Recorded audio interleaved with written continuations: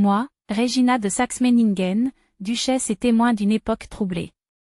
L'année 1916 marque un tournant décisif pour l'Europe et pour ma propre existence. Issue de la noble maison de Saxe-Meiningen, j'ai grandi dans une famille imprégnée de traditions et de devoirs. Mon destin, cependant, n'a jamais été seulement celui d'une princesse cantonnée au faste des palais.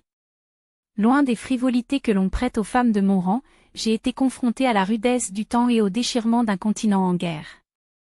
Alors que la Grande Guerre ravage l'Europe, chaque jour qui passe est marqué par des nouvelles toujours plus sombres. Les hommes tombent sur les champs de bataille, les familles pleurent leurs fils, et les empires vacillent.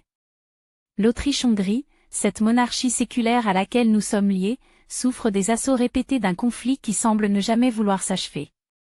En 1918, lorsque l'armistice est signé, l'effondrement de la double monarchie devient inéluctable. L'Empire austro-hongrois, jadis si puissant, se désagrège sous mes yeux.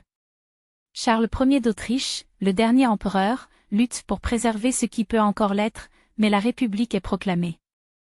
Le choc est immense. L'idée même qu'une dynastie millénaire puisse ainsi être balayée par le vent révolutionnaire me semble inconcevable. Je vois mes proches perdre leurs titres, leurs biens, mais surtout, leur rôle dans cette société en pleine mutation. Nous qui étions les garants d'un ordre établi, nous trouvons à présent rejetés, exilés, privés de ce que nous considérions comme immuable.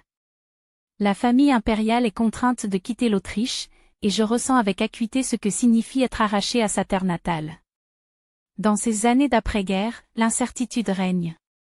Tandis que certains cherchent à reconstruire leur vie dans un monde nouveau, d'autres nourrissent l'espoir d'une restauration monarchique. L'empereur Charles, en qui nous plaçons tous nos espoirs, tente de regagner son trône en Hongrie en 1921, mais il échoue.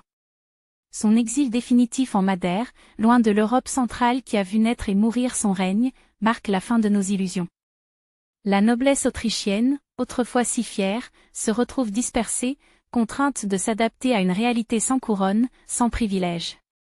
Je mesure alors combien les temps ont changé, combien le monde dans lequel j'ai grandi n'est plus qu'un souvenir lointain.